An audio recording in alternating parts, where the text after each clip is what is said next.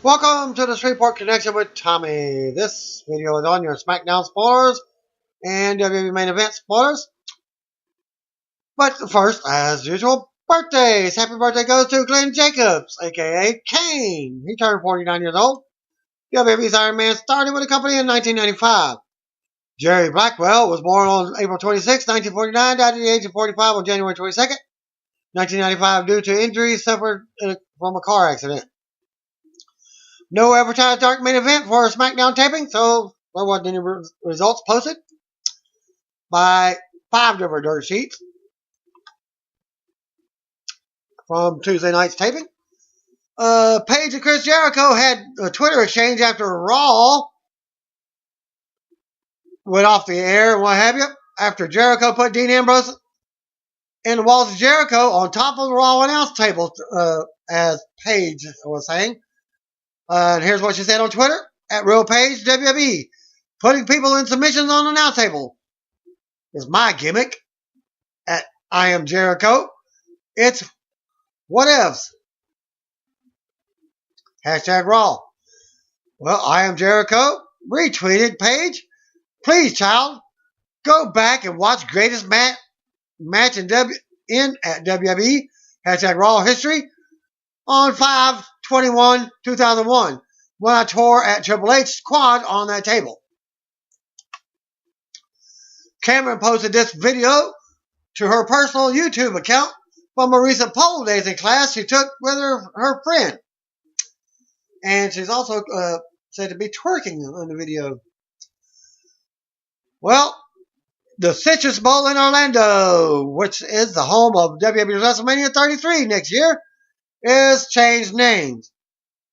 Camping World Stadium, after they signed a new long-term naming rights sponsorship deal, which is not the Citrus Bowl, but Camping World Stadium now.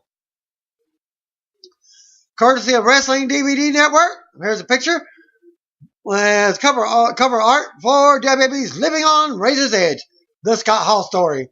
DVD and Blu-ray that comes out in July. Former diva Kaitlyn recently participated in a pretty wild photo shoot, as you can see at this link. Almost nude.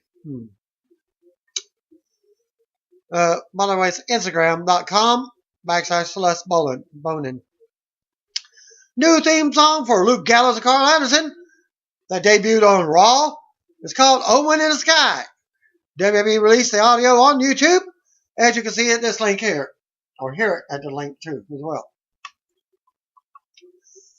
There are now reportedly 3 bidders in the running to buy TNA. Dave Meltzer reported on Live Audio Wrestling that he's heard of 2 new bidders aside from Arlux, and one is TV based and will run TNA in a way that could be compared to Turner and WCW. He didn't mention the name of the company. Meltzer noted that if this TV company gets TNA, they may want to pull Impact Wrestling from Pop TV in favor of airing it on their own channels. He says TNA's international syndicate deals in the UK and India would be the valuable assets to this bidder. One company that fits the criteria mentioned by Meltzer is Sinclair Broadcasting, where Arlux CEO David Johnson worked for 11 years. Sinclair Broadcasting is the parent company of Ring of Honor. Last week's Wrestling Observer newsletter, Meltzer reported that Dixie Carter had already gone to TNA's international partners, Sony 6 in India and Challenge TV in the UK, to offer them 10% of the company for funding. But they weren't interested. So look for Sinclair, as you already know from last week's, or from the TNA, what I did with the spoiler from the other day. Eric Bischoff ain't interested either. Playboy has an article looking at photos posted on Instagram from a recent photo shoot with Paige. No, guys, Playboy is no longer nude. so the photos are not nude. But she is wearing a swimsuit and is showing her tattoo on her side. The author of the article noticed, and you can catch them at there's links here on Instagram for you. The author of the article noted that he used to be obsessed with wrestling and now watches occasionally, and that Paige is very, very hot. And like I said, you can go to the link. Well, most of them kind of remind me of Boy George. She's wearing that style of a hat, and you can see why looking at the photos at the link. And by the way, I just told you Playboy is no longer new magazine. Sorry, guys. Some girls. Okay, thanks to Sam Roberts for passing this along. Recently, the new NXT champion Samoa Joe was a guest on Sam Roberts' wrestling podcast. Joe addressed a number of topics, including how he made his way to WWE's NXT, why he was able to keep his ring name, and meeting Vince McMahon. According to Joe, his journey to WWE was a matter of many people within WWE putting a good word for him and getting him in touch with Triple H. Hello, wake up, WWE. He was in the same school class with Batista. But WWE chose Batista, and TNA got Samoa Joe. I didn't plan on it, but it was funny. Man, it's a lot of confluence of a lot of good guys kind of going to bat for me and making the connection with me and Triple H. And the next thing you know, I find myself here. The new NXT champion said that he was in talks with WWE for several months before making his NXT debut. Apparently, WWE worried that offering him an opportunity to join its developmental roster would be construed by the professional wrestling veteran as a slap in the face. I mean, conversation with WWE started out real informal. I've been wrestling as long as I have. I've made several inroads and friends with a lot of people. It was a real weird process because it was kind of the first time in WWE in a long time I've ever brought in somebody third party under their own guise and didn't try to create them unto themselves. Me, I was an experimental guy. So it's like, hey, we've got these ideas. And they didn't want to say who, and all of a sudden it was, hey, can we set up a meeting? Come down to Orlando, Florida, and let's talk about things. We've got some ideas we want to throw at you and see what you think. I think for the most part, WWE was concerned that I'd be insulted initially by some of the inroads they made to me because of not understanding what they're trying to build in NXT and what was going on here. Samoa Joe claimed that Triple H's vision was to bring Joe in to bolster the NXT roster and build it as its own viable brand. I think Hunter kind of had a vision for how he wanted things to go, and he realized what he kind of had and wanted to catch a fire with everything, and bringing me into NXT was a big part of that. He knew I could add momentum to the brand and kind of help shift perception from it being a AAA club to being an actual third WWE brand. As for the question of why he was able to keep his own ring name in WWE, Joe joked about having a really good lawyer who's down with the trademark law made it easy. Also, Joe pointed out that he was in a rare situation for an NXT talent of having built up name recognition over a 10-plus year professional wrestling career. Throwing that away at this point would not have been the most prudent move. My lawyer is dope, as he's quoted by saying, yeah, but I'm really super over and awesome, so that helps. I think the biggest thing, really, is when they looked at the situation, which was very unique, and I was coming into an AJ Styles much the same way. It's very unique where we have decade-plus careers and decade-plus name recognition behind us. That is more of a benefit to us as we are. So I think that's the biggest thing. And for branding purposes and all that, I understand that their business acumen behind trying to change somebody's name, but at the same time, do we want to start moving stuff a couple of months down the line or start moving stuff on night one? And that was a motivating factor too. I mean, it was a financially smart and it was creatively smart. So I think that was the biggest thing that went into it. Finally, Joe said that he has met Vince McMahon, but he does not know what WWE's chairman thinks of him. Vince is the ultimate poker player, and you'll never know what he thinks of your character. Oh no, it wasn't very nice to meet you. And then it's like this guy, this coy smile, where he's like, very nice to meet you. But on the other side, it's like, you ain't I couldn't tell, man. I've been at the table with some really great poker players. I'm sure Vince McMahon is a hell of a poker player. Following Monday night's edition of Raw in Hartford, Connecticut, which featured in-ring return of Carl Anderson and Luke Gallows, there has been a lot of speculation regarding what their hashtag GB for life on her jacket stood for. Many fans on social media had their own guesses as to what it stood for. Gallows' wife commented, who is Amber Gallows, actually confirmed it, and it stands for Good Brothers for Life. You can check it out on some of the social media interaction regarding the hashtag GB for life, writing on Anderson and Gallows jackets below, on Twitter at CCRGR14216 at Amber O'Neill. My daughter and I wondering, question, what does the GB for life mean? Amber O'Neill comments back, hashtag good brother for life.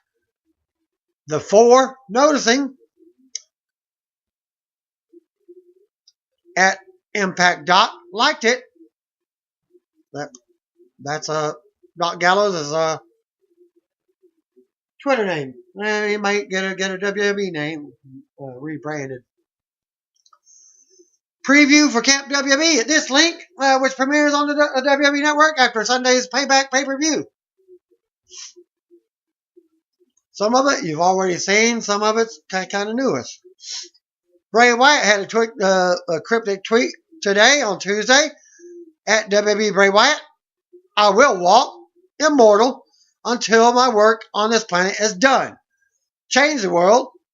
Down with the machine. Hashtag the return. Commenting on his injury, he will return.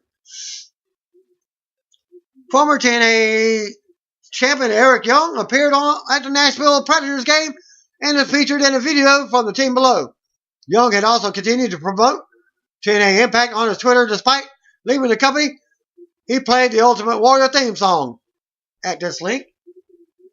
And you can see him saying something. I tweeted along. I asked him, well, does this mean that you could possibly be headed to WWE? And I gave the hashtag Warrior Up. And he liked my tweet, gave it a plus. He didn't comment as of yet, but that normally means probably heading to WWE real soon. Apparently WWE wasn't prepared for Adam Rose going public with his thoughts on his recent wellness policy violation from last Monday night or Monday afternoon. As noted, Rose and Connor of the Ascension were both recently suspended for 60 days for wellness policy violations. Shortly after the news became public, Rose posted a lengthy blog sharing his thoughts on the topic. And according to a new PW Insider article, many within WWE were shocked when Rose went public, essentially denying the fact that he did anything wrong. One of the reasons so many were caught off guard was because of the fact that Rose has a reputation of not speaking out of turn or being a problem in the locker room. WWE reportedly had no idea that Rose was planning a public response to the suspension. It's said that many of his co-workers didn't know he was going to be doing that either. But most respected him for it after they found out about it. Below this link is for Wednesday's NXT episode with Samoa Joe's title win over Finn Balor at last week's live event in Lowell, Massachusetts.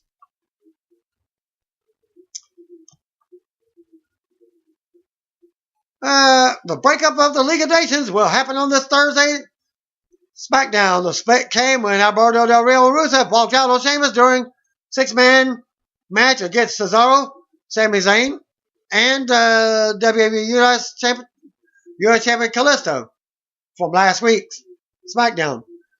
Thus, why they were coming out by themselves on Raw. It's reported that the league was breaking up mainly because Bray Wyatt got injured and they had to change the plans for the Wyatt family. Del Rio confirmed that in a recent media interview and commented, "Actually, we will not do anything else with the Wyatt family because there are so many injuries within the company. We as a group have never worked very well, so we decided that it is better to separate." No word yet on what's planned for Sheamus, but Del Rio said he plans on going for the World Heavyweight title. Based on last night's Raw, it looks like Lana and Rusev will be back together full-time on WWE TV. Disney has confirmed today that The Rock will star in a movie called Jungle Cruise, but no other details were released, but The Rock tweeted the following on the movie.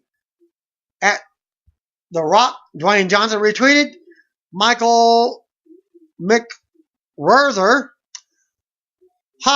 Yep, we've been keeping this quiet as we wait for the script, but we are weirdly excited too. Hashtag Jungle Cruise.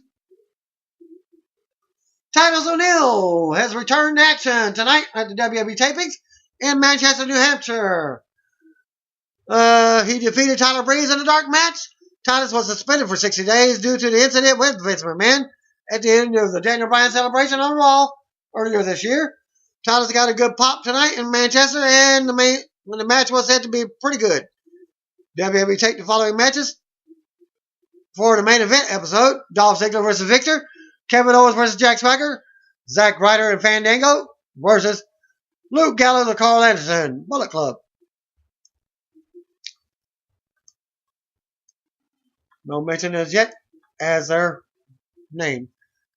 First result, and I've looked on many the dirt sheets, and it's like five or six different dirt sheets, and 4 of them had the same results. 1 of them has a different one. Thanks to Augustus Lewis for the following main event spoilers from tonight's tapings in Manchester. Luke Gallows and Carl Anderson defeated Zack Ryder and Fandango. Dolph Ziggler defeated Victor. They aired a video on Sami Zayn versus Kevin Owens for a payback.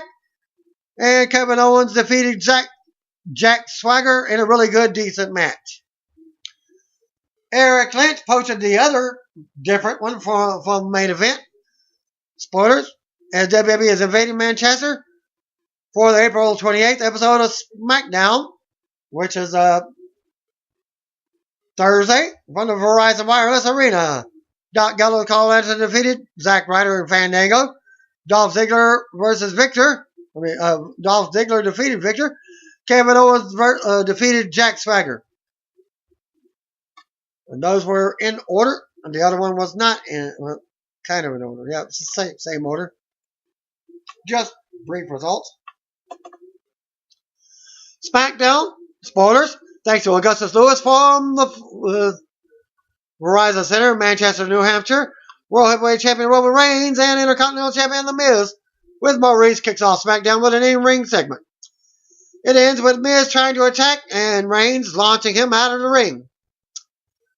Sami Zayn, Cesaro, and U.S. Champion Kalisto defeated Sheamus, Rusev, and Alberto Del Rio by countout. Wow, they put them back together for SmackDown. Rusev and Del Rio ended up walking out on Sheamus as the League of Nations breakup. Natalya and WWE Women's Champion Charlotte will be on the Ambrose Asylum later on on SmackDown. Baron Corbin squashed Damien Sandow. Dean Ambrose comes out for the Ambrose Asylum with Natalya, Charlotte, and Ric Flair.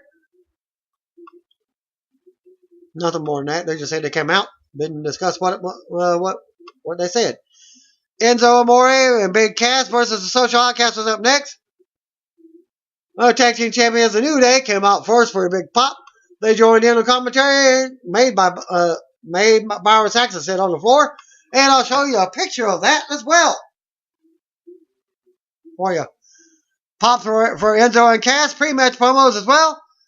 During the match, Bob Villains came out to watch from the stage. Enzo and Cass picked up the win. Apollo Crews defeated Stardust. Roman Reigns faced The Miz in the main event. That ended with Luke Gallows and Carl Anderson attacking Reigns. Usos and AJ Styles also made appearances. Didn't say what they did, but probably just even out the score. Eric Lynch sent in the following spoilers. Roman Reigns, The Miz, and Maurice kicked off SmackDown with an in-ring segment. It ended with Miz getting thrown out of the ring by Reigns. Sami Zayn, Cesaro, and Kalisto defeated Sheamus, Rusev, and Alberto by count out. Rusev and Del Rio walked out on Sheamus. Natalya and Charlotte will be on the Ambrose Asylum tonight. Baron Corbin defeated Damien Sandow in a short match. Dean Ambrose comes out for the Ambrose Asylum with Natalya, Charlotte, and Ric Flair. This one's in detail. Natty tells Flair that Bret Hart can handle him if he gets involved at Payback. This gets Flair fired up, and he says he's beaten Bret all over WWE and WCW, and tells Natty to go kill herself, which will probably be edited because there's a big melee on Twitter about it. Enzo Amore and Big Cass defeated the Social Outcasts in a tag team match. New Day was out for commentary and made Byron Saxon sit on the floor. Like I said, to show you the picture from earlier. Bob Villains came out to watch from the stage. I'll show you the picture again. How about that? Apollo Crews defeated Stardust. Roman Reigns defeated The Miz by disqualification. The main event match ended with Luke Gallows and Carl Anderson interfered and attacked Reigns. The Usos and AJ Styles hit the ring and they brawled to close out the show. That's all the results that I have. As there was no posting for any dark matches at all for the main event. Thanks again. Peace out. See what I'm going to be in. By the way, if you don't know, just call me brothers and sisters.